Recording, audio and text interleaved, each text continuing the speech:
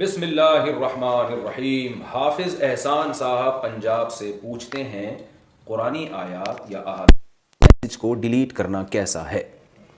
یعنی آیتیں لکھی ہوتی ہیں قرآن پہ یا کہیں بھی تو جائز ہے، کوئی حرج نہیں ہے اس میں، کوئی اس کا بے ادبی سے کوئی تعلق نہیں ہے۔ نماز توڑنے کا صحیح طریقہ، اگر کسی وجہ سے نماز توڑنی پڑ جائے تو اس کا صحیح طریقہ کیا ہے؟ نیز کن حالتوں میں نماز توڑ کر دوبارہ شروع کرنی چاہیے؟ صفدر سیفی مان صحرا سے۔ صفدر صاحب دیکھیں، کچھ لوگ تو نماز توڑ دیتے ہیں بغیر کسی شرعی وجہ کے، ویسے ہی توڑ دیتے ہیں، یہ تو جائز نہیں ہے۔ نماز میں جب آپ نے نیت باندھ لی تو اب اس کو مکمل کرنا واجب ہے۔ البتہ کچھ شرعی اعذار ایسے ہوتے ہیں جن میں نماز توڑنا جائز ہے۔ اچھا یہ بھی ذہن میں رکھیں کہ اگر خود سے نماز ٹوٹ گئی نا تو پھر کچھ نہیں کرنا، بس ٹوٹ گئی تو ٹوٹ گئی، جیسے وضو ٹوٹ گیا کسی کا نماز کے دوران، وہ تو ویسے ہی نماز ٹوٹ گئی۔ لیکن اگر ایسا نہیں ہے، خود توڑنی ہے، تو شرعی عذر یہ ہے کہ کوئی چوری کر رہا ہے آپ کا مال، یا خدا نخواستہ جان کا خطرہ ہے، کوئی سانپ نظر آ جائے، حدیث میں آتا ہے سانپ نظر آئے تو نماز یعنی اس کو مارو سانپ کو نماز میں، تو یہ وہ اعذار ہیں جن کی وجہ سے یعنی جان کا خوف یا مال کا خوف، تو ایسی صورت میں آپ نماز توڑ سکتے ہیں۔ یا اور کوئی شرعی عذر ہے، کوئی درد ہو رہا ہے پیٹ میں جس کی وجہ سے نماز میں کھڑے ہونا مشکل ہو گیا، تو ایسی کنڈیشن میں جب نماز توڑی جائے گی تو دائیں طرف سلام پھیر دیں، السلام علیکم ورحمۃ اللہ، بس اس سے نماز ٹوٹ جائے گی اور نماز سے آپ باہر نکل جائیں گے۔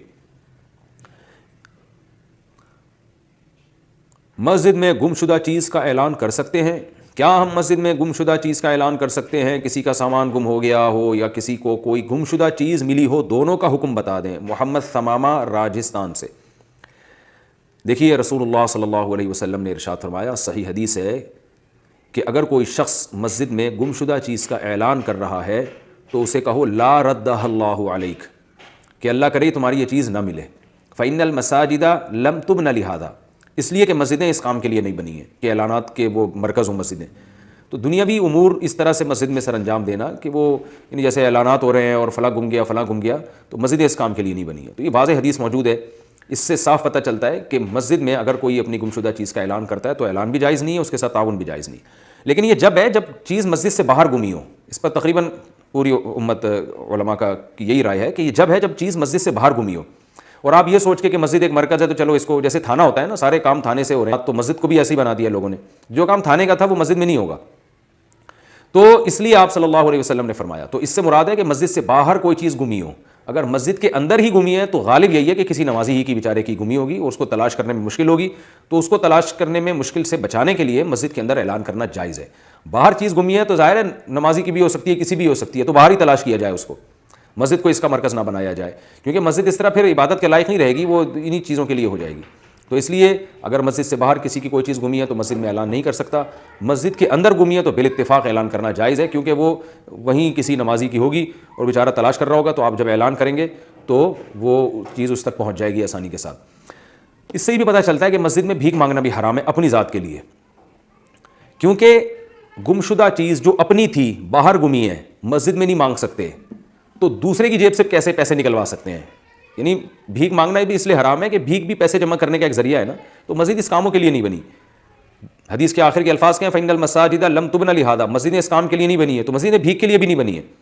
تو مسجد میں لوگوں کو صدقہ خیرات کی ترغیب دی جا سکتی ہے، مسجد کے لیے چندہ کیا جا سکتا ہے، غربا مساکین کے لیے بھی چندہ کیا جا سکتا ہے، لیکن اپنی ذات کے لیے مانگنا مسجد میں یہ اسی حدیث کی روشنی میں ناجائز اور حرام ٹھہرتا ہے، اس لیے کہ یہ بھی خالصتاً ایک دنیاوی عمل ہے، بھیک مانگنا اپنے لیے، اور یہ دنیاوی عمل ہے اور اس کی مسجد میں اجازت نہیں ہے، کیونکہ اپنی گمشدہ چیز جو باہر گمی ہو وہ آپ نہیں مانگ سکتے، تو آپ خود سوچئے کہ جو آپ کی بھی نہیں ہے، دوسروں کے پیسے ہیں، وہ آپ مسجد میں کیسے بھیک کے طور پر اس کا مطالبہ کر سکتے ہیں۔ لہذا مساجد کے امام حضرات کو چاہیے کہ اگر کوئی مسجد میں بھیک مانگ رہا ہے تو آپ اسے نرمی سے سمجھا دیں کہ یہ بھیک آپ مسجد سے باہر جا کے مانگیں، مسجد میں مت مانگیں، اور اس کے ساتھ پھر تعاون بھی نہ کیا جائے جو مسجد میں بھیک مانگ رہا ہو، کیونکہ گمشدہ چیز کا اعلان کرنے پر نبی نے فرمایا اس کو یہ کہو کہ اللہ کرے تمہاری یہ چیز نہ ملے، مسجدوں کو ان کاموں کے لیے کیوں استعمال کر رہے ہو تم۔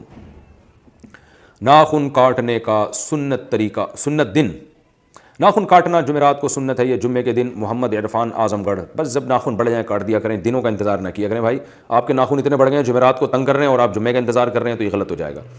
اور اگر کوئی دن متعین نہیں کرنا ہے تو پھر افضل دن جمعہ ہے، کیونکہ اس دن ہم مسلمان کو حکم ہے نہا دھو کے تیار ہو کے مسجد میں جائے، تو اس تیاری میں ناخن کاٹنا بھی داخل ہے، تو بہتر یہی ہے۔ اور ناخن کاٹنے کا مسنون طریقہ کیا ہے؟ دائیں ہاتھ کے پہلے کاٹیں، بائیں ہاتھ کے پہلے کاٹیں، بس اس کے علاوہ کوئی طریقہ ثابت نہیں ہے کہ پہلے یہ والا پھر یہ والا پھر یہ والا، یہ کہیں بھی کچھ روایت میں نہیں ملتا، سیدھے ہاتھ کا پہلے، کیونکہ حضرت عائشہ رضی اللہ تعالی عنہا فرماتی ہیں کان النبی صلی اللہ علیہ وسلم یحب التیامن فی کل شیء، آپ صلی اللہ علیہ وسلم ہر چیز میں دائیں طرف سے پہل کیا کرتے تھے، فی ترجلہ، اور فی تقمصہ او کما قالت رضی اللہ عنہا کہ قمیص پہننے میں بھی اور کنگھا کرنے میں بھی. تو اس سے پتہ چلتا ہے کہ دائیں طرف کو، یعنی جب ہاتھ ہے نا تو یہاں سے شروع کر لیں، یہ بالکل دائیں طرف ہو جائے گا نا، تو یہاں سے شروع کر کے یہاں لے آئیں، پھر یہاں سے شروع کر کے یہ لے جائیں تو بہتر ہے. نہیں تو پہلے دائیں ہاتھ کے کاٹ لیں پھر بائیں ہاتھ کے کاٹ لیں، بس اتنا کافی ہے. کون سے رنگ کا لباس زیادہ پسندیدہ ہے؟ لباس میں کون سے رنگ ہیں جو آپ صلی اللہ علیہ وسلم نے پہنے ہیں اور کون سے رنگ ناپسند فرمائے ہیں؟ حسین صاحب لندن سے پوچھتے ہیں. دیکھیے مختلف رنگ ہیں جو نبی صلی اللہ علیہ وسلم نے پہنے ہیں. آپ نے دھاری دار چادریں بھی پہنی ہیں، یمنی چادر، اور نبی صلی اللہ علیہ وسلم نے امامہ کالے رنگ کا بھی باندھا ہے. لیکن جو آپ صلی اللہ علیہ وسلم نے جس رنگ کو پسند کیا وہ سفید ہے. اور آپ صلی اللہ علیہ وسلم کی صحیح حدیث ہے، فرمایا ان احسن لباسکم البیاض. اس طرح کے الفاظ ہیں، مجھے پوری حدیث کے وہ ورڈنگ یاد نہیں ہے کہ جو تمہارے رنگوں میں سب سے اچھا رنگ ہے. پورے الفاظ مجھے اس وقت حدیث کے یاد نہیں آ رہے ہیں کہ جو سب سے بہتر رنگ ہے وہ سفید رنگ ہے. کفنوا فیہا موتاکم، فرمایا اپنے مردوں کو بھی اسی رنگ کا کفن دیا کرو. تو سب سے بہتر لباس جو آپ صلی اللہ علیہ وسلم نے پسند کیا ہے وہ سفید رنگ کا پسند کیا ہے. تو اس میں ہر چیز میں، پگڑی میں بھی اور شلوار قمیض ہو یا کرتا ہو، کچھ بھی ہو افضل ہے، لیکن ان چیزوں کو اپنے اوپر مسلط نہیں کرنا چاہیے. تو اگر کوئی دوسرے کلر کا بھی پہن لے تو نبی نے بھی پہنے ہیں تو بھی ٹھیک ہے، کوئی حرج نہیں ہے. مخنث لوگوں کے کیا حقوق ہیں؟ اسلام میں مخنث لوگوں کے کیا حقوق ہیں؟ منصور الرحمن کلکتہ سے. مخنث سے مراد جو نہ مرد ہوں نہ عورت ہوں. دیکھیں ان کے اسلام میں کیا حقوق ہیں. اسلام میں وہ مخنث جس میں مردانہ علامتیں زیادہ ہوں اس کو مرد ہی سمجھا جاتا ہے، سارے احکام اس کے مرد والے ہوں گے. اور وہ جس میں عورتوں والی علامتیں زیادہ ہوں تو اس کو عورت ہی سمجھا جاتا ہے، یعنی وہ وہی حقوق ہوں گے جو خواتین کے ہوتے ہیں. تو اس لیے الگ سے کوئی حقوق کے متعین کرنے کی ضرورت نہیں. مردانہ علامتیں زیادہ ہیں تو مردوں والے اس کے احکام ہیں، اور عورت والی علامتیں زیادہ ہیں تو اس کے جو ہے نا وہ عورت کے احکام اس پہ جاری ہوں گے. کیا قرض دار زکوٰۃ مانگ سکتا ہے؟ اگر کسی آدمی کے ذمے کافی قرض ہو تو کیا وہ کسی سے زکوٰۃ مانگ سکتا ہے؟ خورشید احمد. دیکھیے زکوٰۃ کا کوئی بھی مستحق ہو، اور مستحق کہتے ہیں جس کے پاس سونا چاندی مال تجارت اور کیش رقم اور ضرورت سے زیادہ سامان، یہ 5 چیزیں 52.5 تولے چاندی سے زیادہ نہ ہو. اس کی تفصیل میں بہت سارے کلپ میں ریکارڈ کروا چکا ہوں. تو ایسے آدمی کو زکوٰۃ دیں گے تو زکوٰۃ ادا ہو جائے گی. یا اگر کسی کے پاس یہ چیزیں ہیں مگر قرضہ اس سے بھی زیادہ ہے تو اس کو بھی زکوٰۃ دینے سے زکوٰۃ ادا ہو جاتی ہے. تو یہ زکوٰۃ دینے سے تو ادا ہو جائے گی، لیکن کیا ایسے آدمی کے لیے زکوٰۃ مانگنا بھی جائز ہے؟ تو مانگنے کے اصول الگ ہیں. بعض دفعہ آپ کے لیے کسی کو زکوٰۃ دینا تو جائز ہوتا ہے لیکن اس کے لیے زکوٰۃ مانگنا جائز نہیں ہوتا، کیونکہ مانگنا بھیک کے زمرے میں آتا ہے، اور بھیک مانگنا اس آدمی کے لیے جائز نہیں ہے جس کے پاس ایک دن کی ضرورت کا انتظام ہو، چاہے بالفعل ہو یا بالقوہ. بالفعل کا مطلب حقیقت میں آپ کے پاس اس دن کے لیے گزارے کے لیے سب چیزیں موجود ہیں جو ضرورت کی چیزیں ہوتی ہیں. آپ کھانا کھا سکتے ہو، اپنے بیوی بچوں کا پیٹ بھر سکتے ہو، کوئی خدا نخواستہ بڑی بیماری نہیں ہے جس کے علاج کے لیے پیسے چاہیے ہوں. تو یہ جب آپ کے پاس ایک دن کی ضرورت کی چیزیں موجود ہیں تو پھر کل کے لیے آپ بھیک نہیں مانگ سکتے لوگوں سے، چاہے وہ زکوٰۃ ہو یا کچھ بھی ہو. ہمارے ہاں بہت سے لوگوں نے بہت بینک بیلنس جمع کر لیا پھر بھی بھیک مانگتے پھر رہے ہیں. تو اگر آپ کے اوپر قرضہ ہے بہت زیادہ اور وہ قرضہ آپ کی نالائقیوں سے نہیں آیا بلکہ واقعی کوئی ضرورت کی وجہ سے آپ نے قرضہ لیا تھا اور وہ قرضہ ادا کرنے پر آپ واقعی قدرت نہیں رکھتے، واقعی یہ اللہ کو حاضر ناظر جان کے، کیونکہ نبی نے فرمایا جو بغیر کسی عذر کے بھیک مانگتے ہیں نا قیامت کے دن ان کے چہرے پہ گوشت نہیں ہوگا. اتنا بڑا جرم ہے بھیک مانگنا، تو ان کے چہرے پہ قیامت کے دن گوشت نہیں ہوگا. تو اس لیے واقعی اگر ضرورت ہے اور آپ وہ ضرورت محنت کر کے پوری بھی نہیں کر سکتے، مثال کے طور پر آپ کے ہاتھ پاؤں سلامت ہیں، پیسوں کی ضرورت تو ہے لیکن آپ کدال اٹھائیں اور جو ہے نا وہ مزدوری کریں. آپ لوگ کیا کرتے ہیں اپنی جو ہے نا سفید پوشی کی وجہ سے وہ کہتے ہیں ہم ٹماٹر کیوں بیچیں، ہم جناب خربوزے کیوں بیچیں اور ہم مزدوری کیوں کریں، لہذا وہ پیسے مانگ رہے ہیں لوگوں سے. تو بھائی یہ جو مانگنا ہے نا یہ زیادہ ذلت ہے. آپ صلی اللہ علیہ وسلم نے فرمایا تم میں سے کوئی شخص لکڑیوں کا گٹھرا لے کر پہاڑوں پہ چڑھے اور پہاڑوں سے جو ہے نا وہ رسیوں سے لے کر آئے اس کو اور اتنا سخت کام کرے، یہ بہتر ہے اس بھیک سے جس کا قیامت کے دن اس کے چہرے پہ نشان ہوگا. او کما قال صلی اللہ علیہ وسلم. حدیث کا مفہوم پیش کر رہا ہوں میں. تو اتنی شدید وعید ہے بلا ضرورت شدیدہ بھیک مانگنے پر. تو اس لیے زکوٰۃ مانگنے کے اصول یہ نہیں ہے کہ اگر آپ مستحق ہیں تو مانگنا شروع کر دیں. اگر آپ کے پاس بیسک ضرورتیں آپ کی پوری ہو رہی ہیں تو آپ نہیں مانگ سکتے. ہاں اگر واقعی آپ ضرورت مند ہیں اور قرضہ آپ پہ اتنا چڑھ گیا ہے اور یہ وہ قرضہ پورا آپ محنت کے باوجود ادا نہیں کر سکتے اور قرضہ آپ کے نصاب سے زیادہ ہے، یعنی مثال کے طور پر آپ کے پاس جو مالیت کا سامان ہے 52.5 تولے چاندی 40-50 ہزار کے برابر ہے اور لیکن قرضہ آپ پہ 1 لاکھ روپے ہے، تو پھر ایسی مجبوری میں گنجائش ہے آپ کے لیے زکوٰۃ مانگنے کی. لیکن بہرحال یہ اچھا کام نہیں ہے مانگنا. نبی صلی اللہ علیہ وسلم نے فرمایا من یستغنی یغنیہ اللہ، جو اللہ سے غنا طلب کرتا ہے کہ میں بے پرواہ رہوں گا, لوگوں کے سامنے ہاتھ نہیں پھیلاؤں گا, اللہ اسے غنی کر دیتا ہے. وَمَن يَسْتَعْفِفْ يُعِفَّهُ اللَّهُ, جو اللہ سے پاک دامنی مانگتا ہے اللہ سے پاک دامن بناتا ہے. وَمَن يَتَصَبَّرْ يُصَبِّرْهُ اللَّهُ, جو غربت مشقت میں صبر مانگتا ہے اللہ سے, اللہ اسے صبر کی توفیق بھی دے دیتے ہیں. تو اس لیے حتی الامکان اس سے بچنا چاہیے انسان کو. قرآن پڑھا کر فیس لینا جائز ہے. جو معلمات قرآن پڑھاتی ہیں اور اس کی فیس لیتی ہیں, کیا یہ جائز ہے؟ اس میں کوئی گناہ تو نہیں ہے؟ فوزیہ صاحبہ لندن سے. بالکل جائز ہے, کوئی گناہ نہیں ہے انشاءاللہ اس میں. بلکہ اس میں فائدہ یہ ہوتا ہے کہ جو فیس لے کے پڑھا رہی ہوتی ہیں تو پھر وہ ذمہ داری بھی پوری کرتی ہیں, تو اس سے قرآن کو فائدہ ہوتا ہے, قرآن کی اشاعت ہوتی ہے. بہت سے لوگوں کو دیکھا فری میں پڑھاتے ہیں تو پھر وہ ٹائم کی پابندی نہیں کر رہے ہوتے. تو اس لیے بہت ہی کوئی غریب ہو تو بہتر ہے کہ نہ فیس لی جائے, ویسے ہی پڑھا دیں. لیکن جو فیس دے سکتا ہے اس سے فیس اس زمانے میں لینی چاہیے. دینے والے کا بھی فائدہ ہے, کیونکہ جب فری میں کوئی کام ہوتا ہے تو قدر نہیں ہوتی. تو فیس دے کے وہ پڑھیں گے تو وہ بھی کلاس کی پابندی کریں گے, اور جو پڑھانے والی ٹیچرز ہیں وہ بھی پابندی کریں گی, کیونکہ ان کو پتہ ہے کہ اگر ہم نے اب صحیح طرح سے محنت سے نہیں پڑھایا تو ہمارے لیے یہ فیس حرام ہو جائے گی. کیا بالوں کی وگ پرماننٹ لگا سکتے ہیں؟ کیا مستقل بالوں کی وگ لگانا جائز ہے یا نہیں جو سر سے جدا نہ ہوتے ہوں؟ بنت آدم کے پی کے سے. دیکھیں, بالوں کی وگ, جانوروں کے بالوں کی تو وگ لگا سکتے ہیں, انسانی بالوں کی وگ نہیں لگا سکتے. اور ایسے طرح لگا دینا کہ وہ جو ہے نا مستقل چپک جائے تو بھی جائز ہے, لیکن اس میں پھر غسل اور وضو میں اگر وہ آسانی سے ہٹانا ممکن ہو تو پھر ہٹانا پڑے گا, ممکن نہ ہو تو پھر اسی کے اوپر مسح کر لیں. مسجد میں انگلیاں چٹخانا کیسا ہے؟ مسجد میں انگلیاں چٹخانا کیسا ہے؟ محمد التمش مہاراشٹر سے. انگلیاں چٹخانا جو ہے نا ایک معیوب حرکت ہے, اس سے یہ جوڑ ووڑ بھی خراب ہو جاتے ہیں, پھسل جاتے ہیں, اور یہ ایک نشے کی طرح ہے, ہر وقت یوں کرتا رہتا ہے انسان. تو ایسے ہر وہ کام جس کا نہ دنیا میں کوئی فائدہ نہ آخرت میں کوئی فائدہ, آپ صلی اللہ علیہ وسلم نے اس کو پسند نہیں کیا. صحیح حدیث ہے, آپ صلی اللہ علیہ وسلم نے فرمایا من حسن اسلام المرء ترکہ ما لا یعنی, انسان کے اسلام کی اچھائی میں یہ بات داخل ہے کہ وہ لا یعنی چیزوں کو چھوڑ دے, بیکار کاموں کو چھوڑ دے. تو مسجد میں بیکار کام کی برائی اور بڑھ جاتی ہے, تو اس لیے مسجد میں بیٹھ کے یوں کرنا, میں یہ نہیں کہہ رہا حرام اور ناجائز ہے, لیکن اور زیادہ ناپسندیدہ ہے, اس عمل سے بچنا چاہیے. کیا خدا حافظ کہنا غلط ہے؟ خدا حافظ کہنا کیسا ہے, اس کا جواب دینا کیسا ہے؟ محمد سلمان انڈیا سے. جائز ہے, اس میں کوئی حرج نہیں ہے. خدا حافظ کا مطلب فی امان اللہ, اللہ کی امان میں, تو خدا تمہارا حافظ ہو, کوئی حرج نہیں ہے اس میں, کہہ سکتے ہیں. اس کا جواب بھی دے سکتے ہیں, نہ دینا چاہیں تو بھی تو بھی ٹھیک ہے, دینا چاہیں تو بھی آپ کہہ دیں کہ اللہ تمہارا بھی حافظ ہونے کے مانو. دعا ہے بھائی, یہ دعا کے لیے کوئی ثبوت کی ضرورت نہیں ہوتی. بسم اللہ کی جگہ 786 لکھ سکتے ہیں کیا؟ حافظ ساجد انڈیا سے. 786 کا مطلب کیا ہے اور اسے لکھنا کیسا ہے؟ دیکھیں, جو ہم بولتے ہیں نا, یہ علم عادات کے ذریعے بھی زبان ہے ایک, تو وہ ہر عدد کا ایک لفظ کی وہ جو ہے نا ترجمانی کر رہا ہوتا ہے. تو جو علم عادات کو جانتے ہیں کہ کس طرح سے کون سا لفظ لکھا جاتا ہے, تو وہ بتاتے ہیں کہ 786 یہ بسم اللہ کا ترجمہ ہے گویا کہ, یعنی بسم اللہ کو 786 بھی ریاضی کی زبان میں لکھا جاتا ہے.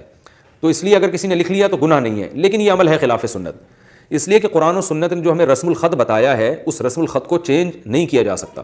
جیسے بسم اللہ جب لکھنی ہے تو بیم, جیسے اس کی مثال ایسے جیسے آپ رومن میں بسم اللہ لکھ رہے ہوں, تو آپ نے وہ عربی رسم تو چینج کر دیا نا, تو اس لیے یہ عمل بہرحال خلاف سنت ہے. تو اللہ کا نام لیں پورا تمیز سے, بسم اللہ الرحمن الرحیم. آپ صلی اللہ علیہ وسلم جتنے بادشاہوں کو خط لکھتے تھے بسم اللہ لکھتے تھے. حضرت سلیمان علیہ السلام نے ملکہ سبا کو خط لکھا تو اس میں کیا لکھا؟ انہ من سلیمان و انہ بسم اللہ الرحمن الرحیم. ملکہ سبا خط پڑھ کے بتا رہی ہے کہ اس میں لکھا ہوا ہے بسم اللہ الرحمن الرحیم. تو جن الفاظ کے ساتھ قرآن نے بیان کیا بسم اللہ کو, حدیث نے بیان کیا, آپ اسی الفاظ کے ساتھ لکھیں, یہ فضیلت جبھی حاصل ہوگی. بعض لوگ یہ کہتے ہیں کہ جی وہ بے ادبی بھی تو ہو سکتی ہے, اخبار وہ کاغذ پہ نیچے بھی تو اللہ کا نام گر سکتا ہے. تو دیکھیں, یہ کام تو نبی بھی سوچ سکتے تھے. نبی جب غیر مسلم بادشاہوں کو خطوط لکھ رہے تھے تو وہ تو بسم اللہ لکھا کرتے تھے آپ صلی اللہ علیہ وسلم. حضرت سلیمان علیہ السلام نے جب ملکہ سبا کو خط لکھا اس میں بسم اللہ لکھی, حالانکہ وہاں خطرہ موجود تھا کہ ملکہ سبا کہیں غصے میں آ کے پھینک نہ دے نیچے. تو دیکھیں, اگر کوئی پھینک رہا ہے تو اس کا اپنا ہیڈک ہے, وہ اس کی وجہ سے یہ تھوڑی کہ اللہ اور اس کے رسول کا نام کاغذ پہ لکھنا ہی بند کر دیں گے ہم, یہ تو غلط ہو جائے گا پھر. تو اس لیے ہمیں یہی پتہ چلتا ہے کہ ہم جب بھی کسی کو تحریر لکھیں, کوئی اہتمام والی ہو, وہ بسم اللہ الرحمن الرحیم سے ہمیں شروع کرنی چاہیے. اور اگر وہ بے ادبی کرتا ہے تو یہ اس کا ہیڈک ہے, یہ آپ کا ہیڈک نہیں ہے, اور کرتے بھی نہیں ہیں, عام طور پہ مسلمان ہیں الحمدللہ. تو غیر شعوری طور پر ہو جائے تو ایک الگ بات ہے. 786 لکھنے میں نقصان یہ ہے کہ آپ اللہ کا نام لیتے ہوئے کنجوسی سے کام لے رہے ہیں. ہمارے حضرت فرمایا کرتے تھے کہ جو لوگ 786 لکھتے ہیں ان سے ایک سوال یہ ہے کہ اللہ کا نام لکھنے میں کیا آپ کی سیاہی زیادہ گھس جائے گی پوری بسم اللہ لکھنے میں, اس لیے آپ کر رہے ہیں کہ اتنا میرا جو ہے نا اسراف ہو جائے گا خدا نخواستہ, تو کتنی سیاہی گھس جائے گی آپ کی, یا آپ اس لیے لکھ رہے ہیں کہ ٹائم بچا لیں گے. تو 786 لکھنے میں اور پوری بسم اللہ لکھنے میں سیکنڈ کا بھی فرق میرا خیال ہے بہت ہی کم آتا ہو, تو اتنا سے ٹائم بچا کے آپ نے کیا کرنا ہے. تو اس لیے جو پراپر وے ہے, جو پراپر طریقہ ہے بسم اللہ الرحمن الرحیم کا, اسی طریقے سے لکھنی چاہیے, اور درود شریف بھی پورا لکھنا چاہیے. جب ہم نبی کا نام لکھتے ہیں تو بعض لوگ صرف اوپر چھوٹا سا شارٹ ڈال دیتے ہیں, یہ بھی غلط ہے بھائی. آپ کیوں کنجوسی سے کام لے رہے ہیں کہ آپ اپنا ٹائم بچا رہے ہیں؟ تو نبی کے درود پڑھنے میں جو ٹائم خرچ ہوگا وہ تو قیمتی بن جائے گا. نبی کا درود لکھنے میں جو ٹائم خرچ ہوگا وہ تو قیمتی بن جائے گا. تو نہ اس سے ٹائم بچ رہا ہے، نہ آپ کے قلم کی سیاہی بچ رہی ہے. کتنی بچا لیں گے سیاہی؟ کیا کرنا ہے آپ نے؟ کیا اس سے بزنس کرنا ہے؟ جو پین میں آپ کے تھوڑی سی بال پین میں تھوڑی سی سیاہی بچ جائے گی تو کیا اس کو بیچنا ہے آپ نے مارکیٹ میں؟ تو خام خواہ کی ایک چیز ہے. تو جو پراپر وے ہے درود شریف لکھنے کا صلی اللہ علیہ وسلم، یہ پورا بولا بھی پورا کریں اور لکھا بھی پورا کریں. بولنے سے یاد آیا، بولتے بھی لوگ ادھورا ہیں. اکثر میں نے لوگوں کو دیکھا ہے آپ صلی اللہ علیہ وسلم نے فرمایا، نبی صلی اللہ علیہ وسلم نے فرمایا. او بھائی پورا بول دو. نبی صلی اللہ علیہ وسلم نے ارشاد فرمایا، آپ صلی اللہ علیہ وسلم نے ارشاد فرمایا، رسول اللہ صلی اللہ علیہ وسلم نے یہ کام فرمایا. تو پورا صلی اللہ علیہ وسلم تمیز سے بولنا چاہیے. یہاں بھی جو شارٹ کر دیتے ہیں نا صلی اللہ علیہ وسلم، اس سے بھی پتہ نہیں کیا ہو رہا ہے. باقی ساری بات پوری تمیز سے تجوید کے ساتھ برے ایک ایک حرف جو ہے نا پورے طریقے سے ادا کر رہے ہوتے ہیں. جہاں درود شریف کی بات آئی ٹائم بچانے کی فکر شروع ہو جاتی ہے. تو یہ طریقہ بھی غلط ہے. تو اس میں آپ کتنا ٹائم بچا لو گے، کتنے سیکنڈ بچا لو گے آپ، اور کیا بچا کے آپ کیا کر لو گے اس میں؟ تو جب درود پڑھیں نبی صلی اللہ علیہ وسلم نے ارشاد فرمایا. بات چل پڑی ہے تو سلام بھی ایسے ہی ہے. سلام بھی لوگ ایسے کرتے ہیں السلام علیکم، کہیں گزرے ہو نا السلام، وہ جواب میں کیا وعلیکم السلام. وہ میں اکثر ایک واقعہ سناتا ہوں. ہمارے استاذ کو جب کوئی سلام کرتا تھا نا تو کہتے تھے بس یہ جواب آتا تھا. تو ہم کہتے تھے استاد جی آپ کیسا جواب دے رہے ہیں؟ انہوں نے کہا جیسا سلام ہے ویسا جواب ہے. کہہ رہے ہیں سلام میں ہلکی سی آواز آئی ہے، بس اتنی سی آواز آئی ہے السلام. تو کہنے جواب ہی السلام. تو وہ ان کو تنبیہ کرنے کے لیے نا السلام علیکم جواب آ رہے وعلیکم، یعنی وعلیکم السلام، بس ہلکا سا سین. تو یہ طریقہ صحیح نہیں ہے. سلام کریں السلام علیکم، السلام علیکم ورحمۃ اللہ، السلام علیکم ورحمۃ اللہ وبرکاتہ. سلام کی قرآن نے ایسی تعریف کی ہے سورہ نور میں، تحیۃ من عند اللہ مبارکۃ طیبہ. اے ایمان والو جب گھروں میں داخل ہو فسلموا علی انفسکم، گھر والوں کو سلام کیا کرو. یہ اللہ کی طرف سے ملاقات کے وقت ایک دعائیہ کلمہ ہے جو اللہ کی طرف سے گفٹ ہے، مبارک ہے، پاکیزہ کلمہ ہے. تو اللہ نے سلام کی اتنی تعریف کی ہے تو آپ اس سلام ہی کو پی جاتے ہیں السلام علیکم السلام علیکم اس طرح کر گھما رہے ہوتے ہیں. تو پراپر تمیز سے سلام کیا کریں. دعا ہے یہ السلام علیکم ورحمۃ اللہ وبرکاتہ. آپ پر سلامتی ہو اللہ کی طرف سے، اس کی رحمتیں بھی اور اس کی برکتیں بھی. تو خالی تھوڑا سلام بھی کر سکتے ہیں السلام علیکم یہاں تک بھی. مزید اگر آپ اس میں تڑکا لگانا چاہتے ہیں السلام علیکم ورحمۃ اللہ، اور اگر آپ اس کی سپرلیٹو ڈگری پہ جانا چاہتے ہیں تو السلام علیکم ورحمۃ اللہ وبرکاتہ. پھر جو اس طرح سے جب سلام کرتا ہے نا انسان، پھر جواب میں بھی اسی سٹائل میں جواب دینے میں مزہ آتا ہے. ایسے کوئی سلام کرے تو آپ جواب دیں وعلیکم السلام ورحمۃ اللہ وبرکاتہ. ایسے خاندانی طریقے سے ہونا چاہیے. بسم اللہ بھی خاندانی ہونی چاہیے. بسم اللہ الرحمن الرحیم، بسم اللہ. یہاں بھی لوگوں کو دیکھا ہم نے گھما دیتے ہیں وہ بسم اللہ الرحمن الرحیم ایسے پڑھا کریں. اچھا بھائی کیا ہر نماز کے لیے استنجا کرنا چاہیے؟ کیا ہر نماز کے لیے استنجا کرنا چاہیے؟ اچھا یہ جو 786 والا مسئلہ پوچھا ہے نا حافظ ساجد نے انڈیا سے پوچھا، ان کا نام شاید میں نے نہیں لیا تھا. کیا ہر نماز کے لیے استنجا کرنا چاہیے؟ کیا ہر نماز کے لیے استنجا کرنا ضروری ہے؟ اگر ہوا خارج ہو جائے تو جس طرح وضو ضروری ہے کیا اسی طرح سے استنجا کرنا بھی ضروری ہے؟ نفیس احمد راول پنڈی سے. نہیں بھائی، استنجا تو جب کیا جاتا ہے جب قضائے حاجت کی ہو. اگر آپ کے صرف ہوا خارج ہوئی ہے تو اس میں استنجا نہیں ہے، صرف خالی وضو کر لیں. استنجا کا نماز سے تعلق نہیں ہے، استنجا کا قضائے حاجت سے تعلق ہے. بعض لوگ ہر نماز سے پہلے استنجا کرتے ہیں، پتہ نہیں بھائی کیوں کر رہے ہو بھائی، سمجھ میں نہیں آ رہا. تو جب واش روم جانے کی حاجت ہے تو اس وقت جائیں اور اس وقت استنجا بھی کریں، پاک کر لیں اپنے آپ کو، پھر چاہے نماز کا ٹائم ہو یا نہ ہو. استنجا کا تعلق اس سے ہے کہ واش روم میں آپ کب جا رہے ہیں. جنازہ پڑھانے کا سب سے زیادہ حق کس کا ہے؟ جنازے کی نماز پڑھانے کا حق کس کو ہے؟ مسجد کے امام کو یا گاؤں کے قاضی کو؟ محمد عمران یو پی سے. دیکھیں جنازہ پڑھانے کا سب سے زیادہ حق اس امام کو ہے جس کے پیچھے میت محلے میں فرض نماز پڑھا کرتی تھی. کیونکہ جس نے فرض نماز پڑھائی ہے نا تو جنازے پڑھانے کا حق بھی اس کا ہی زیادہ ہے.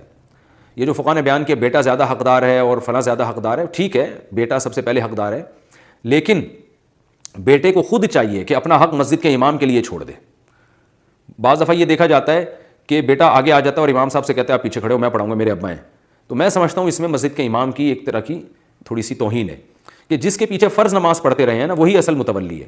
تو بیٹے کو چاہیے کہ وہ خود امام کو کہے کہ آپ نماز پڑھائیں، اور امام کو چاہیے کہ اگر وہ یہ سمجھتا ہے کہ بیٹا دیندار ہے اور یہ متشرع ہے نماز پڑھا سکتا ہے تو پھر یعنی بیٹا امام کی پرمیشن سے یہ کام کرے. یعنی امام خود بیٹے کو کہے کہ ٹھیک ہے، یعنی بیٹے کو چاہیے وہ امام کو پروٹوکول دے، عزت دے، یعنی آپ پڑھائیں، آپ امام ہیں، ہم ہر نماز آپ کے پیچھے پڑھتے ہیں تو آج جنازہ آپ کے پیچھے کیوں نہ پڑھیں. اور امام کو چاہیے کہ وہ اگر سمجھتا ہے کہ بیٹے کو اس سے تکلیف ہو رہی ہے، بعض دفعہ انسان کی تمنا ہوتی ہے میں اپنے باپ کا جنازہ پڑھاؤں، تو امام کو چاہیے وہ خود کہہ دے تاکہ امام کی بھی عزت بحال رہے اور بیٹے کی بھی.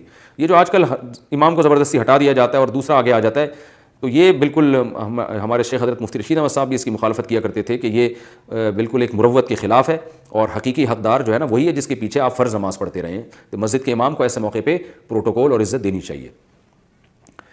بیوی مہر معاف کر کے کیا دوبارہ مانگ سکتی ہے؟ محمد فیصل صاحب انڈیا سے پوچھتے ہیں، سورت سے. میری بیوی نے مہر معاف کر دیا تھا، وہ کبھی مذاق میں کہتی ہے کہ میرا مہر دو، اس کا کیا حکم ہوگا، مجھے کیا کرنا چاہیے؟ بہت آسان جواب. جب وہ ایسا مذاق کیا کریں آپ بھی مذاق شروع کر دیں، آپ بولے نہیں دوں گا میں. دیکھو جب ایک دفعہ مہر معاف کر دیا تو ختم ہو گیا وہ. پھر اگر بیگم مذاق کر رہی ہے تو آپ بھی اس کو مذاق، اگر وہ سنجیدگی بھی سے بھی کہے نا کہ میرا مہر دے دو، تو آپ بھی سنجیدگی سے کہہ دیں کہ میں نہیں دوں گا. وجہ اس کی یہ کہ جب معاف کر دیا تو معاف ہو گیا. پھر بھی اگر اپنی خوشی سے دینا چاہیں تو بھائی دے دیں، کوئی گورنمنٹ کی طرف سے پابندی نہیں ہے، لیکن ایک دفعہ معاف کرنے کے بعد دوبارہ مطالبے کا حق حاصل نہیں ہے. میں ایک بات سب لوگوں سے کہتا ہوں، دیکھو میاں بیوی کے جو پیسوں کے بڑے بڑے پیسوں کے معاملات ہیں وہ ریٹرن ہونے چاہیے. قرآن کیا کہہ رہا ہے؟ جگہ جگہ گواہ بنانے کا حکم دے رہا ہے. یعنی اگر مرد نے ایک طلاق دی ہے نا بیوی کو اور رجوع کر رہا ہے تو قرآن کہہ رہا ہے اس پہ گواہ بناؤ، کیونکہ اس بات کا خطرہ موجود ہے اگر بیگم جان چھڑانا چاہتی ہے، کل وہ کہہ دے کہ انہوں نے طلاق دی تھی، رجوع نہیں کیا تھا، تو جو معاملے میں بھی جھگڑا پھڈا ہو سکتا ہے نا، اس میں اسلام ہمیں حکم دیتا ہے گواہ بناؤ، ریٹرن فارم میں لے کر آؤ اس کو. تو اس لیے اگر کوئی خاتون شوہر کی محبت میں، اس کے احترام میں مہر معاف کرتی ہیں تو شوہر کو چاہیے کہ اسی وقت ریٹرن لکھے، ایک اقرار نامہ لکھے کہ میں فلانی بنت فلان جو فلاں کی زوجہ ہوں، میرا اتنا مہر تھا جو میں بخوشی معاف کر رہی ہوں اور آئندہ میں اس کا مطالبہ نہیں کروں گی. تو وہ لکھوانے کے بعد بیگم صاحبہ سے اس پہ سگنیچر بھی لے لے اور اس کا اسکرین شاٹ بھی کھینچ کے رکھ لے اور اس کو سیو کر لے کہیں لاکر میں، کیونکہ ابھی تو آپ کی محبت چل رہی ہے، ماشاءاللہ ہنسی خوشی زندگی گزار رہے ہیں. شیطان درمیان میں بعض دفعہ مسئلے ڈال دیتا ہے، پھر مالی معاملات میں بڑے پھڈے ہوتے ہیں. تو پیسوں کے معاملے میں بھائی سیدھا سیدھا انسان کو چلنا چاہیے تاکہ بعد میں کوئی پیچھے مکر نہ سکے. اکثر خواتین مکرتی نہیں ہیں لیکن ہو تو سکتی ہے نا، جیسے مرد بعض دفعہ مکر جاتے ہیں، کوئی اقرار کر کے پیچھے ہٹ جاتے ہیں، تو ایسے بعض خواتین بھی. تو کوئی بھی لین دین پیسوں کا ہو، مہر وغیرہ کا، ریٹرن میں لکھنا چاہیے اس کو.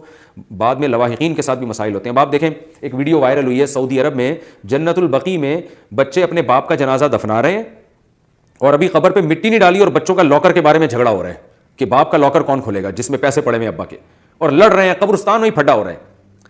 تو ایک لے کے لاکر کی چابی بھاگ گیا، وہ وہیں پر لڑ رہے ہیں قبرستان میں. آپ اندازہ لگائیں کس قدر بے مروتی کی بات ہے.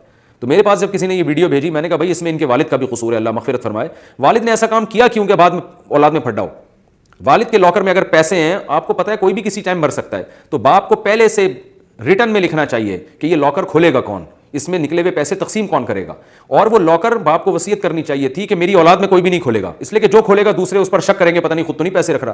تو یہ ہمیشہ کسی تھرڈ پرسن کو متولی بنانا چاہیے، ایسا شخص جس پہ سب کو اعتماد ہو. آپ بتائیں کہ میرے مرنے کے بعد وصیت کر کے جائیں، ریکارڈ بھی کریں، لکھ کے بھی جائیں، یہ چابی اس کی یا پاسورڈ جو ہے نا لاکر کا میں نے فلاں کو بتایا ہوا ہے اور فلاں سے میری زندگی میں کوئی نہیں لے سکتا، میری موت کے بعد فلاں ہی کو لاکر کھولنے کا اختیار ہے، وہی پیسے گنے گا اور وہی شریعت کے مطابق تقسیم کرے گا. سب سے اس پہ معاہدہ لے لینا چاہیے. تو آج کل والدین یہ کام زندگی میں کرتے نہیں ہیں، پتہ ہی نہیں ہوتا کون سی چیز کس کی ہے، کہاں رکھی ہے، کیا ہے. پھر جو اولادیں لڑتی ہیں، کیونکہ ظاہر ہے جب کسی پہ ظلم ہوگا، مثال کے طور پر ایک بیٹے کے پاس لاکر ہے اور اس میں کروڑوں روپے پڑے ہوئے ہیں، تو دوسروں کو تو دل میں خیال پیدا ہوگا یار یہ تو ہماری شرافت سے ناجائز فائدہ اٹھا کے لاکر کے پیسے لے کے بھاگنا جائے گی، ہمیں کیا پتہ چلے گا کتنے پیسے تھے.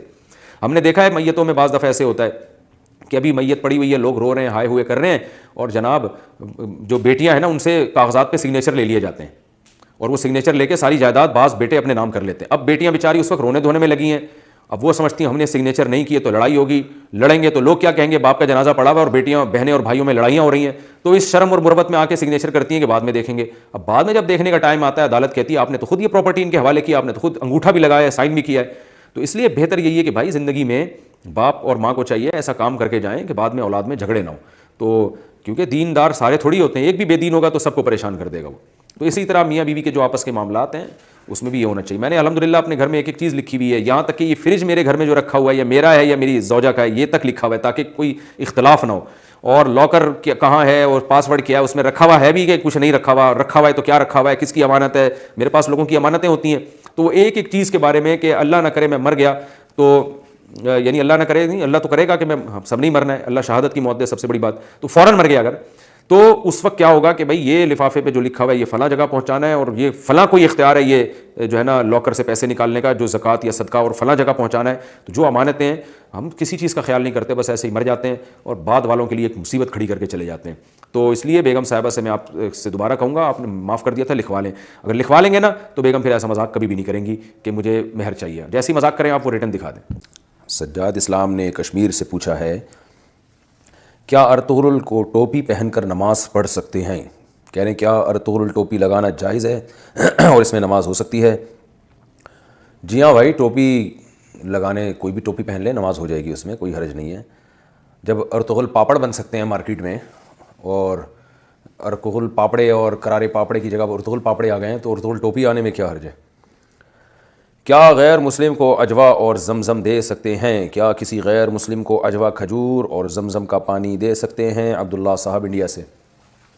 عبداللہ بھائی، نبی صلی اللہ علیہ وسلم کے دور میں جب آپ صلی اللہ علیہ وسلم نے اسلام کا، نبوت کا اعلان کیا تھا نا، تو اس وقت زمزم غیر مسلم ہی پیا کرتے تھے زیادہ تر، مسلمان تو اس وقت بہت تھوڑے تھے، تو آج تک کسی غیر مسلم کو روکا نہیں گیا اس سے، لہذا یہ جائز ہے، زمزم بھی غیر مسلم کو دے سکتے ہیں، اجوا کھجور بھی دے سکتے ہیں، تو رزق ہے اور سب اس میں برابر کے شریک ہیں، کوئی حرج نہیں ہے اس میں۔ ماں اور شریعت میں کس کی بات مانیں؟ ماں کا حق کتنا ہے؟ اگر ماں شریعت کے خلاف بات کرے تو کیا ماں کی بات ماننی چاہیے یا شریعت کو ماننا چاہیے؟ انہوں نے اپنا نام نہیں لکھا۔ دیکھیے، والدین کا تو بہت بڑا حق ہے، اللہ رسول کے بعد سب سے بڑا حق اور درجہ ہے ہی والدین کا، تو بار بار قرآن مجید میں آتا ہے وَلَا تَقُل لَهُمَا اُفٍّ، والدین کو اف بھی مت کرو، وَاخْفِضْ لَهُمَا جَنَاحَ الذُّلِّ مِنَ الرَّحْمَةِ، ذلت سے اپنے بازوؤں کو ان کے سامنے جھکا کے رکھو، اور صاحبهما فی الدنیا معروفا، دنیا میں ان سے اچھا سلوک کرو، وَوَصَّيْنَا الْإِنسَانَ بِوَالِدَيْهِ، ہم نے والدین کے ساتھ اچھے سلوک کی وصیت کر دی ہے انسان کو۔ تو بہت ساری آیات ہیں قرآن مجید میں، پھر پیغمبروں کے واقعات ہیں، وَبَرًّا بِوَالِدَيْهِ، ہم نے یحییٰ علیہ السلام کو اپنے والدین کے ساتھ اچھا سلوک کرنے والا بنایا، وَبَرًّا بِوَالِدَتِي، حضرت عیسیٰ کہہ رہے ہیں میرے اللہ نے مجھے اپنی ماں کے ساتھ اچھا سلوک کرنے والا بنایا، تو ماں کا بہت بڑا حق ہے۔ لیکن دو چیزوں کا یہاں خیال کرنا چاہیے کہ اسلام میں کسی کے بھی حقوق جو ہیں وہ لامحدود نہیں ہیں، تو ماں کا حق حسن اخلاق میں، یعنی اچھے اخلاق سے جب آپ بات کریں گے تو ماں کا حق باپ سے 3 گنا زیادہ ہے، صحیح حدیث ہے۔ صحابی نے پوچھا یا رسول اللہ من احق الناس بحسن خلقی، سب سے اچھے اخلاق سے میں کس سے پیش آؤں؟ تو آپ نے فرمایا اپنی ماں سے۔ صحابی نے دوبارہ پوچھا اس کے بعد، آپ نے فرمایا پھر تمہاری ماں، پھر صحابی نے پوچھا اس کے بعد، فرمایا اس کے بعد بھی ماں سے، پھر چوتھے نمبر پہ باپ کا تذکرہ فرمایا۔ تو اس سے پتہ چلتا ہے کہ اچھے اخلاق کا سب سے زیادہ جو اہل ہے نا آپ کے، وہ آپ کی ماں ہے، اس کے بعد باپ ہے۔ تو البتہ اطاعت میں، فرما برداری میں شریعت نے باپ کو مقدم کیا ہے، جیسے ماں اور باپ ایک دوسرے کے اگینسٹ حکم دے رہے ہیں، تو پھر شریعت یہاں باپ کو فالو کرنے کا حکم دیتی ہے، کیونکہ وہ گھر کا سربراہ ہے اور اللہ نے اس کو امیر بنایا، ذمہ دار بنایا۔ تو دونوں کے اپنے اپنے حق ہیں، لیکن یہ حقوق لامحدود نہیں ہیں۔ شریعت کی بات جہاں آئے گی، یعنی 2 چیزوں میں خیال کرنا ضروری ہے والدین کو بھی۔ نمبر 1 شریعت کی بات جہاں آئے گی وہاں والدین رکاوٹ نہیں ڈال سکتے۔ مثال کے طور پر شریعت نے کسی بات کا حکم دیا، تو اب آپ اس حکم کو فالو کریں گے، اگر والدین اس کے اگینسٹ چلتے ہیں تو آپ ان کو فالو نہیں کریں گے۔ شریعت نے کسی بات کی ترغیب دی ہے، تو بھی یہاں یہ ہے کہ اگر اس جائز حکم پر عمل کرنے سے والدین کا نقصان ہو رہا ہے، اس مستحب حکم پر عمل کرنے سے، تو اگر کوئی والدین کی بات مانے تو ٹھیک ہے، لیکن اگر والدین کا کوئی نقصان نہیں ہو رہا تو بھی پھر شریعت کی بات کو ترجیح دینا افضل ہے۔ مثال کے طور پر کوئی اگر سہ روزے کی جماعت میں جانا چاہتا ہے، چلے کی جماعت میں جانا چاہتا ہے، وہ جائے گا اور پیچھے ماں باپ کو کوئی نقصان نہیں ہے۔ اب ظاہر ہے سہ روزہ لگانا، چلہ لگانا ان لوگوں کے لیے جو اپنی اصلاح کرنا چاہتے ہیں، ان کے لیے ایک مستحب عمل ہے عام حالات میں، اور اگر آپ کی اصلاح اس پر موقوف ہے تو پھر یہ فرض ہو جائے گا۔ تو ایسے موقع پہ والدین آپ کو خام خواہ میں روکتے ہیں اور ان کا کوئی نقصان بھی نہیں ہے آپ کے سہ روزے میں جانے سے، کوئی پیچھے ایسا نہیں ہے کوئی خدمت کرنے والا نہ ہو، بس ویسے ہی، تو بھی یہاں پر شریعت کی بات کو ترجیح دی جائے گی۔ میں مشہور مثال دیتا ہوں کہ والدین اگر آپ کو نکاح سے روک رہے ہیں، حالانکہ آپ کے پاس وسائل ہیں، آپ نکاح کرنا چاہتے ہو اور آپ الگ گھر میں رکھ سکتے ہو اپنی بیوی کو، تو والدین آپ کو نکاح سے نہیں روک سکتے، کیونکہ نکاح کرنا شریعت میں سنت عمل ہے، مستحب عمل ہے، اور جلدی کرنا مستحب ہے۔ تو اسی طرح فقہاء نے بیان کیا ہے کہ کوئی بھی کام جہاں شریعت کے اگینسٹ آپ جا رہے، آپ کے والدین جا رہے ہوں یا اگینسٹ تو نہیں ہو، یعنی لیکن شریعت میں اس کے خلاف کی ترغیب ہو، یعنی وہ حکم شریعت میں لازم تو نہیں ہے لیکن ترغیبی حکم ہے، تو بھی والدین اس سے آپ کو نہیں روک سکتے۔ ہاں اگر والدین کو نقصان ہو رہا ہے تو ایک الگ بات ہے۔ تو ایک پوائنٹ تو یہ ہو گیا کہ یہاں والدین کی نہیں چلے گی، یہاں اللہ اور اس کے رسول کی بات مانی جائے گی۔ دوسرا پوائنٹ یہ ہے کہ ایسے کام جو انسان کے بنیادی حقوق میں جو چیزیں آتی ہیں، انسان کے بنیادی حقوق میں، جس کو آپ ہیومن رائٹس سے آج کل لوگ تعبیر کرتے ہیں، وہ رائٹس نہیں جو دنیا دے رہی ہے، وہ رائٹس جو اسلام نے دی ہیں، جو فطرت نے دی ہیں، تو ایسے جو بنیادی حقوق ہیں ان میں بھی والدین اگر خام خواہ میں رکاوٹ ڈال رہے ہیں، کوئی اس کے پیچھے حکمت مصلحت نہیں ہے، تو بھی پھر والدین کی بات ماننا لازم نہیں ہے۔ مثال کے طور پر آپ بالغ ہیں، عاقل ہیں، آپ چاہتے ہیں ڈاکٹر بننا، لیکن آپ کے والدین چاہتے ہیں کہ آپ انجینئر بنیں، اب آپ کا رجحان ڈاکٹر بننے کی طرف جا رہا ہے، تو ایسے موقع پہ بھی والدین کے لیے درست نہیں ہے کہ اولاد پہ خام خواہ میں زبردستی مسلط کر دیں ایک رائے کو، کیونکہ ایک جائز چیز ہے بھائی، ایک انسان آزاد ہے، وہ ڈاکٹر بنے، انجینئر بنے، یہ کرے وہ کرے، اس کی مرضی ہے۔ تو یہاں بھی بعض دفعہ والدین بہت زیادہ اولاد پہ دباؤ ڈالتے ہیں، پھر گھر میں لڑائیاں ہوتی ہیں، فسادات ہوتے ہیں، پھر والدین بد دعائیں دیتے ہیں اور کہتے ہیں ہماری اولاد ہماری بات نہیں مانتی۔ تو ایسے موقع پہ آپ کو چاہیے کہ آپ والدین کی بات مانیں، اگر وہ چاہ رہے ہیں، وہ آپ کو جو بنانا چاہ رہے ہیں بہتر ہے وہی بن جائیں آپ، بہتر تو ہے لیکن لازم نہیں ہے۔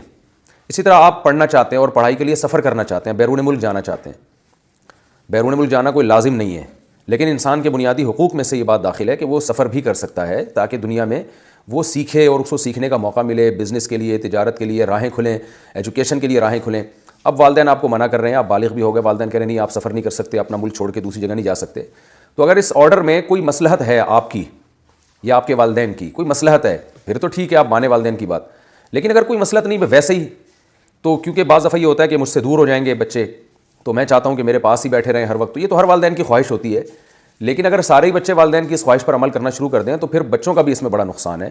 تو اس لیے فقہاء نے بیان کیا ہے کہ وہ تجارتی سفر جس میں جان کا خطرہ نہ ہو، تو وہ تجارتی سفر یا تبلیغی سفر یا ایجوکیشن کے لیے جو سفر ہے وہ بھی جائز ہے، اگرچہ والدین آپ کو منع کریں تو بھی آپ اس میں ان کی نافرمانی کر سکتے ہیں، لیکن شرط یہی ہے کہ والدین کو نقصان نہ ہو رہا ہو۔ کیا مطلب؟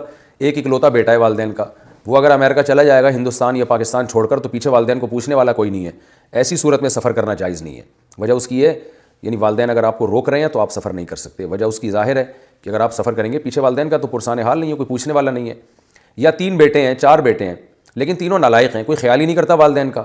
چوتھا لائق ہے، اس کو امریکہ جانا ہے یا UK جانا ہے پڑھنے کے لیے، لیکن اس کو پتہ ہے میں اگر جاؤں گا تو میرے 3 بھائی تو والدین کو بھول جائیں گے بالکل، اس کے لیے بھی پھر جانا جائز نہیں ہے۔ اگر اس کے والدین اس کو روکتے ہیں تو اس پر لازم ہے کہ رک جائے۔ تو یعنی کہیں والدین اگر ایسا حکم دیں جو واقعی معقول ہو، اس کی کوئی لاجک بنتی ہو، تو ٹھیک ہے، اولاد والدین کی بات مانے گی۔ لیکن اگر ایسا حکم ہے کہ اگر اس میں کوئی لاجک نہیں بنتی، بس ویسے ہی ان کے ایک جذبات ہیں جو ہر والدین کے ہوتے ہیں کہ بھئی ہمارا بچہ 24 گھنٹے ہماری نظروں کے سامنے بیٹھا رہے، تو ایسی کنڈیشن میں اگر اولاد کو اس حکم پر عمل کرنے میں نقصان کا خطرہ ہے تو پھر اولاد کے لیے لازم ہے کہ وہ والدین کے حکم کو توڑ سکتے ہیں ایسی مجبوری میں، کیونکہ یہ بیسک چیزیں ہیں انسان کے یعنی رائٹس میں سے ہیں یہ چیزیں، کہ وہ سفر بھی کر سکتا ہے اور ایجوکیشن بھی حاصل کر سکتا ہے، تجارت بھی کر سکتا ہے۔ تو اس میں بھی بعض دفعہ والدین بہت زیادہ رکاوٹ ڈالتے ہیں اور اولاد کو اس کے بنیادی حق بھی نہیں دیتے، اور جس سے وہ تباہ و برباد، یعنی گھر میں لڑائیاں ہوتی ہیں، نفرتیں۔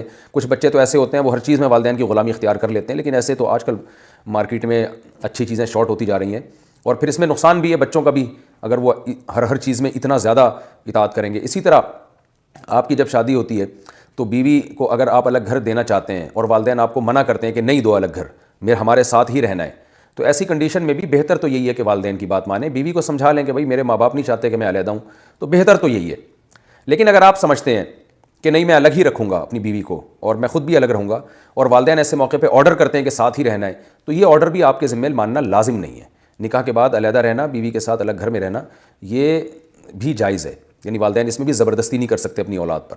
ہاں اگر وہ زبردستی کر رہے ہیں وہ تو غلط کر رہے ہیں، لیکن اولاد کے لیے سعادت یہی ہے کہ اپنی بیوی کو سمجھائے کہ بھئی دیکھو جب اتنا اصرار کر رہے ہیں تمہارے بھی کل بچے ہوں گے، یعنی ایسے موقع پہ ماں باپ کی بات ماننا افضل ہے، بہتر ہے، لازم نہیں ہے۔ ہاں اگر بیوی کو ماں باپ کے ساتھ رکھنے میں فساد ہو رہا ہے، لڑائیاں ہو رہی ہیں کہ ساس بہو کے جو جھگڑے قاتلانہ ہوتے ہیں ہمارے یہاں، ایک طوفان بدتمیزی اور دونوں ڈپریشن میں جا رہے ہیں، یا بہنیں آ کے جو ہے نا شوہر کی بیوی کو اپنی بھابھیوں کو تنگ کرتی ہیں، اور ایک زندگی اجیرن بن گئی ہے جیسے کہ بعض جگہوں پر ہوتا ہے جوائنٹ فیملی میں، تو ایسے موقع پر تو اولاد پر لازم ہے کہ وہ اپنی بیوی کو الگ گھر لے کے دے۔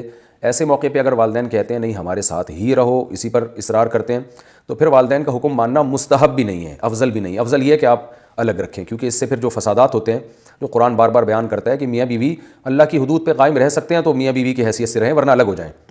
الگ کا مطلب قرآن کہہ رہے ہیں آپس میں یہ علیحدگی اختیار کر لیں، تو ظاہر ہے آپس میں علیحدگی اختیار کرنے سے بہتر نہیں ہے کہ وہ طریقہ اختیار کیا جائے کہ علیحدگی کی نوبت نہ آئے۔ خود قرآن اور حدیث جو ہے وہ طلاق کو پسند نہیں کرتے۔ تو یعنی میرا بتانے کا مقصد ہے کہ والدین کا بہت بڑا حق ہے، لیکن 2 چیزوں میں والدین کو زبردستی کی اجازت نہیں ہے۔ نمبر 1 شریعت کے خلاف، نمبر 2 وہ چیزیں جو انسان کے بنیادی حقوق میں آتی ہیں، ان میں خام خواہ والدین بلا وجہ اپنی اولاد کو زبردستی نہیں کر سکتے۔ ہاں اس کی مثال ایسے ہے، مثال سے انشاءاللہ بات سمجھ میں آئے گی جس سے آپ کو پتہ چلے گا والدین کے حقوق کی حد بندی کیا ہے۔ مثال ایسے ہے جیسے کہ رسول اللہ صلی اللہ علیہ وسلم نے عورت کو حکم دیا کہ وہ شوہر کی نافرمانی نہ کرے، حتیٰ کہ عورت نفلی روزہ بھی نہیں رکھ سکتی شوہر کی پرمیشن کے بغیر۔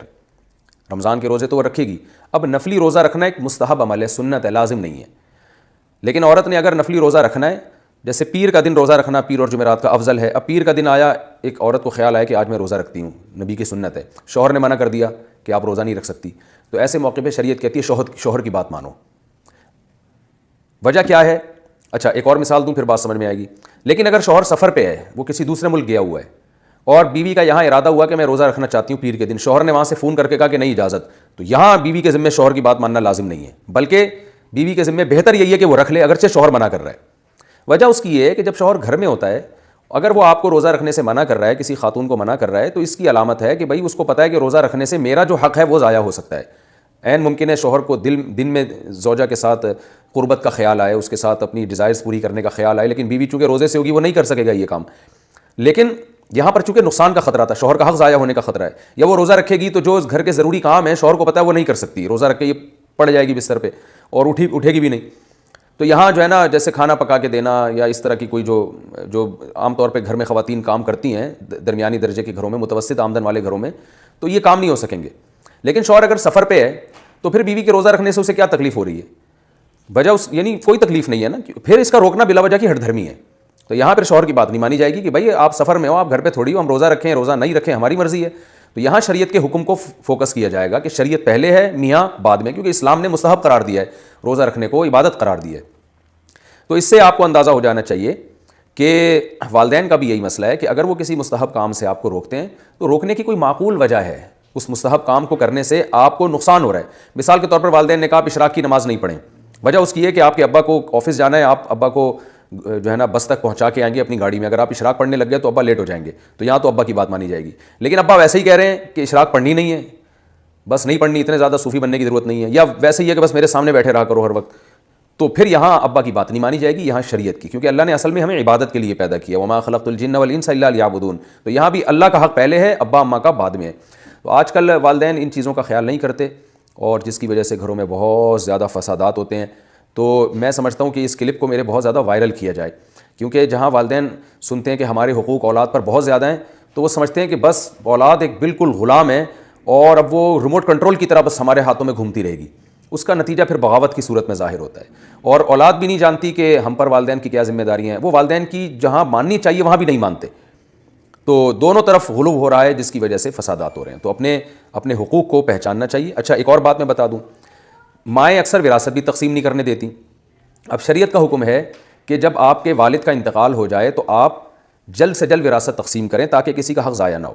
لیکن مائیں اکثر یہ رکاوٹ ڈال دیتی ہیں کہ جب تک میں زندہ ہوں وراثت تقسیم نہیں ہوگی. تو یہاں بھی اولاد پر ماں کی بات ماننا لازم نہیں ہے, کیونکہ اس میں کسی پہ ظلم ہو رہا ہے, کسی نہ کسی وارث پر ظلم ہوگا, بہنوں پر ظلم ہوگا. کیونکہ والدہ اگر 20 سال 25 سال زندہ رہیں تو بہنیں تو بوڑھی ہو جائیں گی اس وقت تک, تو بڑھاپے میں ان کو پیسے دے کے کیا کرنا ہے آپ نے, وہ ان کے کام تھوڑی آئیں گے, وہ تو ان کی اولاد کے کام آئیں گے. تو اصل میں تو اللہ نے ان کو حصہ دیا تھا, ان کی اولاد کو تھوڑی دیا تھا. تو وہ بیچاری تو ساری زندگی غربت میں گزار دی انہوں نے. یہاں بھی میں نے دیکھا ہے مائیں بڑی رکاوٹ ڈالتی ہیں کہ نہیں نہیں نہیں جب تک میں ہوں کچھ نہیں, کسی کو ہاتھ نہیں لگانا, اب بددعائیں دینے پہ آ جاتی ہیں. تو یہ بھی غلط ہے, یہاں ماں گناہ گار ہوگی اگر اولاد کو روکے گی.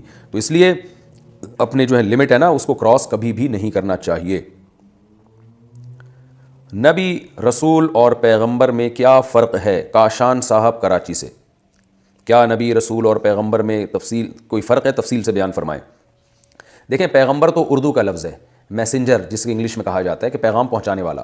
تو رسول اور نبی دونوں کو پیغمبر اردو میں کہا جاتا ہے اور انگلش میں میسنجر کہا جاتا ہے. باقی یہ عربی کی ٹرمز ہیں رسول اور نبی. اس بارے میں علماء کے مختلف اقوال ہیں. سب سے راجح قول وہ ہے جو علامہ ابن قیم رحمہ اللہ تعالیٰ نے جو فرمایا, وہ بہت مضبوط دلیل ہے اس کی. اور وہ ہم جب قرآن میں نبی اور رسول کے لفظ میں غور کرتے ہیں تو ابن قیم رحمہ اللہ نے جو تعریف کی ہے نا نبی اور رسول کی, وہ بالکل صحیح معلوم ہوتی ہے. وہ یہ ہے کہ نبی تو ہر میسنجر کو کہا جاتا ہے جو بھی اللہ کا پیغام لے کر آئیں. رسول اس خاص نبی کو کہا جاتا ہے جن کو مستقل شریعت دی گئی ہو, چاہے کتاب دی گئی ہو یا نہیں دی گئی ہو, مستقل شریعت ہو ان کے پاس. تبھی آپ دیکھیں حضرت موسیٰ علیہ السلام کو قرآن میں رسول کہا گیا ہے, کیونکہ مستقل شریعت دی گئی تھی, کتاب بھی دی گئی مگر مستقل شریعت دی گئی ہے. اور جو ہے ہمارے نبی صلی اللہ علیہ وسلم کو رسول کہا گیا ہے. اسماعیل علیہ السلام کو رسول کہا گیا ہے. وجہ اس کی یہ تھی کہ اسماعیل علیہ السلام کو ہمارے علم میں نہیں ہے کوئی مستقل کتاب دی گئی ہو, لیکن باقاعدہ پراپر شریعت دی گئی تھی. تو نبی جو ہے ہر رسول نبی ہوتا ہے مگر ہر نبی رسول نہیں ہوتا. تو جب رسول اور نبی دونوں ساتھ ساتھ تذکرہ ہوگا تو پھر نبی سے مراد جو صرف میسنجر ہوں لیکن پراپر باقاعدہ شریعت نہ دی گئی ہو, بلکہ وہ پہلے سے جو رسول گزر چکے ہیں انہی کی شریعت کی طرف دعوت دے رہے ہوں. اور رسول اسے کہتے ہیں جو باقاعدہ پراپر شریعت بھی لے کر آئے ہوں, اللہ نے ان کو الگ سے شریعت بھی دی ہو, یعنی ڈفرینٹ احکام دیے ہوں کہ وہ آپ کی جو امتی ہیں وہ انہی احکام کو فالو کریں گے. جیب میں فوٹو ہو تو کیا نماز ہو جائے گی؟ پاسپورٹ سائز کی تصویر جیب میں رکھ کر نماز پڑھنا کیسا ہے؟ اس سے نماز پہ کوئی اثر تو نہیں پڑتا, فرق تو نہیں پڑتا؟ حمید بلوچ, ڈیرا بگٹی. جناب حمید بلوچ صاحب, جیب میں اگر تصویر ہو تو نماز ہو جائے گی, کیونکہ وہ تصویر چھپی ہوئی ہے. تصویر جس کمرے میں دیوار پہ لٹکی ہوئی ہو نا واضح, تو وہاں نماز پڑھنا مکروہ ہے, ناجائز ہے, مکروہ تحریمی ہے. لیکن اگر چھپی ہوئی تصویر ہے یا جیب کے اندر تصویر ہے تو چونکہ چھپ جاتی ہے, لہذا ایسی صورت میں نماز بلا کراہت جائز ہے. رشتہ دار کی شادی میں میوزک ہو تو کیا جا سکتے ہیں؟ محمد زہیب, انڈیا سے. اگر ہمارے کسی رشتہ دار کے ہاں شادی ہو, اگر ہم اس میں نہ جائیں تو ان کے ناراض ہونے کا خطرہ ہو, اور ناراض ہونے کا خطرہ بھی ہو, اور ان کی شادی میں گانے بھی بجتے ہوں, تو کیا ہمارے لیے ایسی شادی میں جانا جائز ہوگا؟ بھائی محمد زہیب, حدیث میں آتا ہے لا طاعۃ لمخلوق فی معصیۃ الخالق, اللہ کو ناراض کر کے مخلوق کو خوش کرنا جائز نہیں ہے.